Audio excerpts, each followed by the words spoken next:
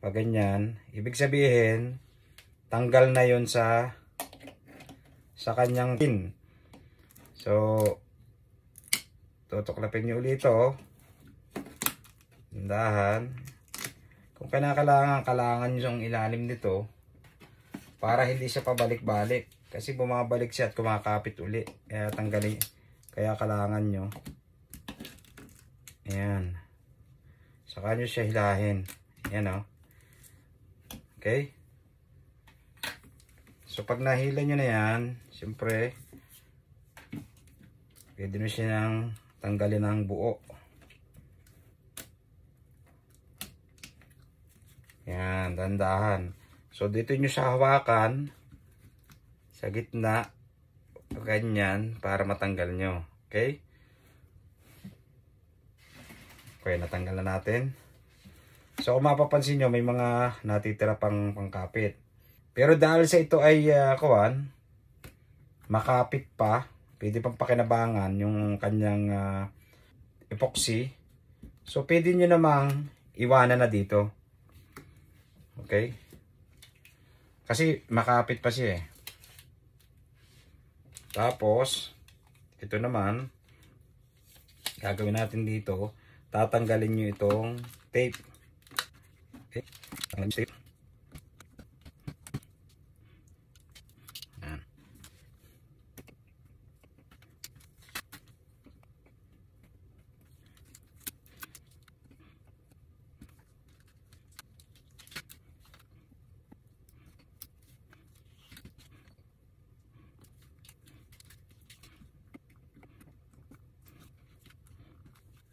Okay.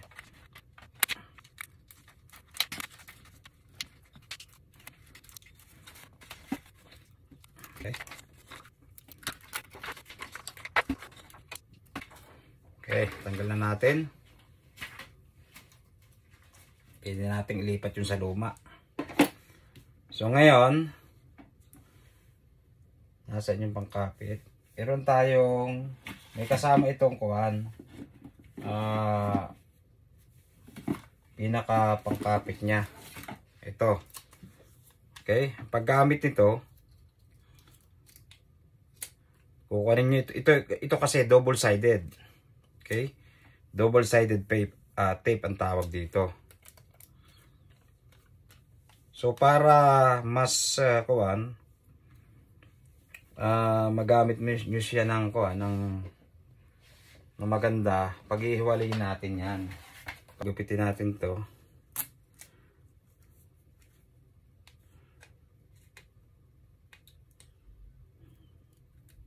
Para magamit natin sa magkabila. Yan. Okay.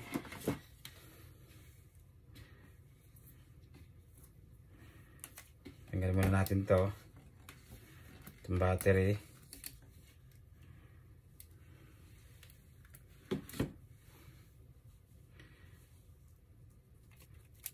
Tutukin mo sa side. Okay.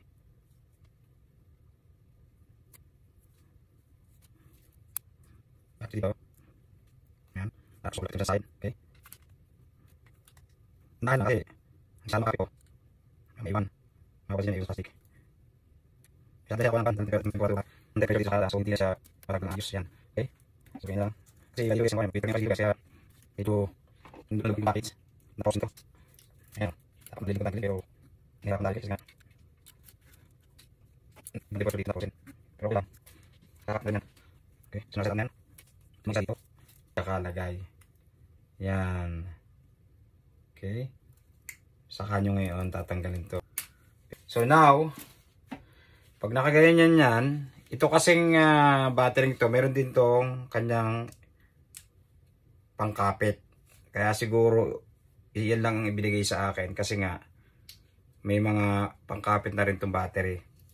So kailangan, bago nyo siya idikit dyan, tama nyo muna dito sa kanyang pin. Okay? Pag hindi kasi tumama yan dyan sa pin niya at dinikit nyo, mahihirapan na kayo.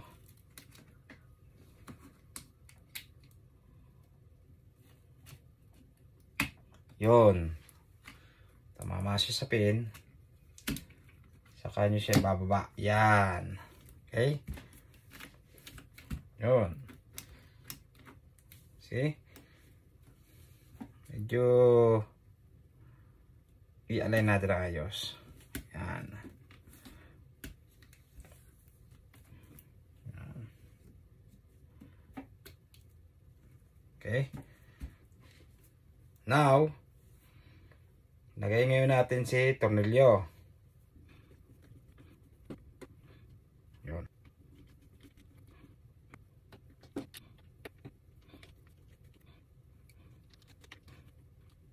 Okay. Ngayon, babalik natin si tape. Bababa muna natin itong isa. Okay.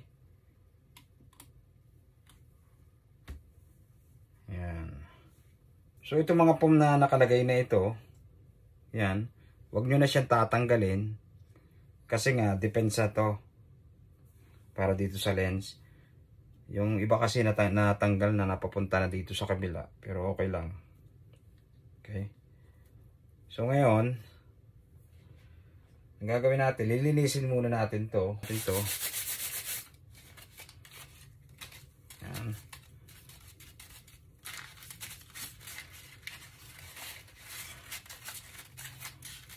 Medyo tuyo na itong aking papel na ito, kaya ginadandahan ko kasi magaspang na.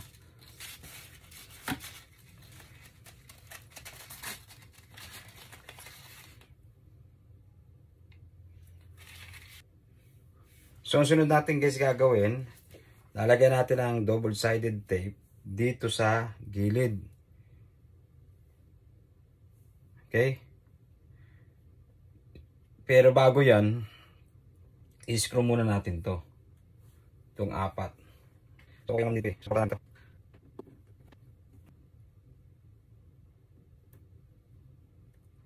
So, ikaw natin yan. Bila. Yan.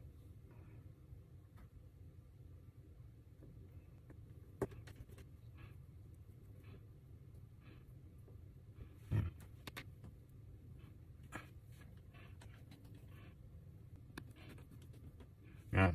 So, ngayon, lalagay ngayon natin tong double-sided tape sa mga gilid. So, yan. Okay. Yan. I-adjust natin ito sa kabila. Para malagyan natin tong kabila. So, i-adjust natin ganyan. Yan. Ganyan. Okay. Ano natin ito?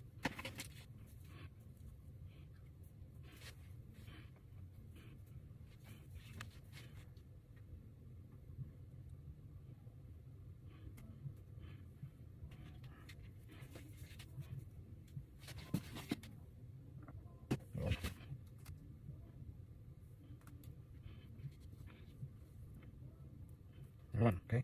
So, ulit na nabusok dito. Yan. So, ngayon, buksan ulit natin. Buksan ulit natin ito. Buksan ulit natin. At, natin ito.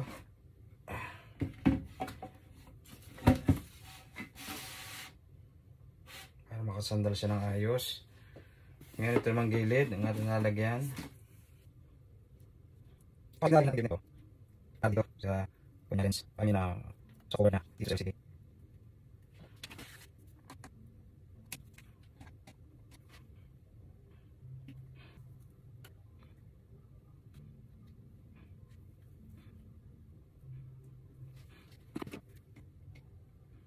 So ngayon, lilinisin muna natin itong LCD tsaka itong ating cover bago natin tanggalin to, itong nasa tape na ito.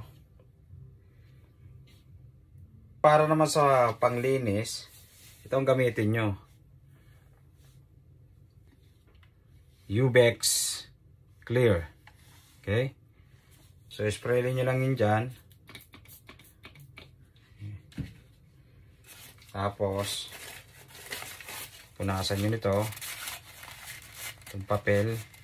Kaya papel ang ginagamit ko kasi itong papel wala itong mulmul. Alam niyo naman siguro yung mulmul, ano? Yung kasi pag tissue, mapapansin nyo, mulmulin siya. So, gada pahid nyo, mas lalo na dadagdagan yung kanyang dumi. Ito, pag ipinahid nyo to, totally nawawala na yung kanyang debris. Glass ang ating pupunasan. Okay. Yan.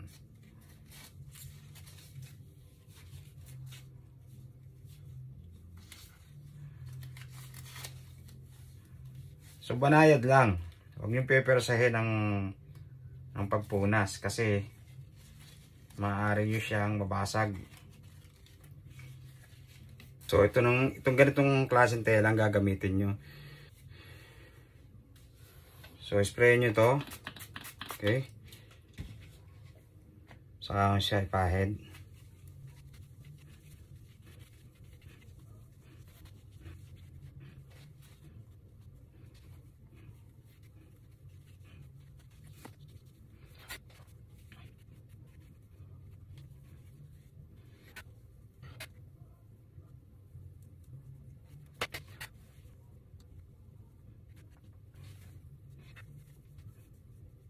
So ngayon, ang huling konyo, pagpahid, isang side lang, isang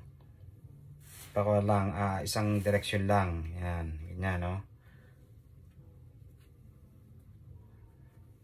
Yan ang huling pahid nyo, isang direction. See? Ngayon, ganun din dito, isang direction.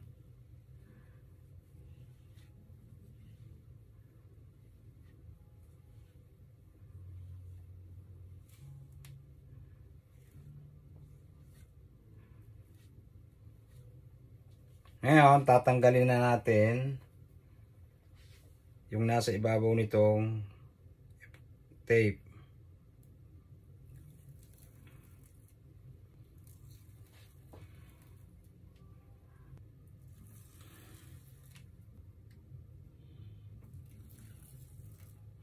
Ngayon, pwede na natin siyang takpan. Siguraduhin nyo lang na i-align nyo siya dito sa gilid.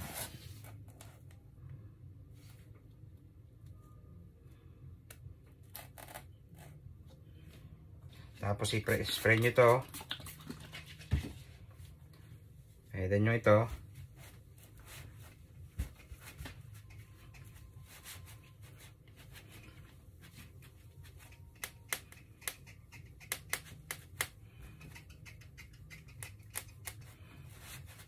Ito medyo pwede nyo i-din ng konti. So dahil sa ito hindi naman naalagaan masyado, kaya medyo magasgas na rin siya. Hindi kasi nalagyan ng tempered glass.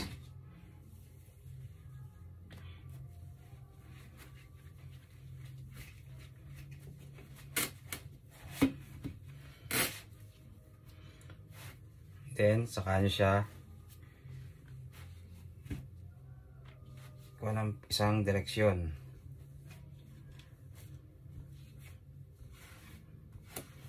Saksak natin. Tingnan natin kung magkaka-power. Yan. Tingnan natin kung may mamamarka sa screen. Pag may nagmarka sa screen, ibig sabihin hindi maayos yung ating linis. Tanggalin natin to.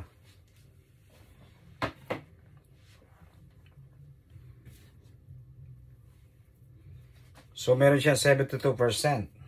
Okay? So pag tinanggal ko to, pag ginamit ko siya, dapat hindi siya mawawala ng 1. Now ngayon, kahit nakalugin ko, kahit ibagsak ko ng ganyan, wala, okay lang. So kakapit din yung ating nilagay na tape. Medyo malamig dito sa lugar namin.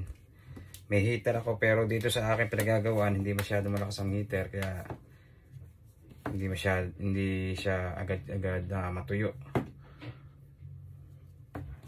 So yun lang guys, at sana may natutunan kayo sa aking bagong tutorial kung paano magkabit ng battery sa iPad. Okay? Muli maraming salamat sa inyong suporta at naway patuloy po kayong sumubaybay sa aking video. At marami pa po akong mga video na gagawin. So medyo natagalan nga lang dahil may trabaho din po akong iba kaya hindi ko siya maasikaso. So yun na lang po at magandang umaga sa inyo kung umaga at magandang gabi kung gabi. God bless po sa inyo lahat.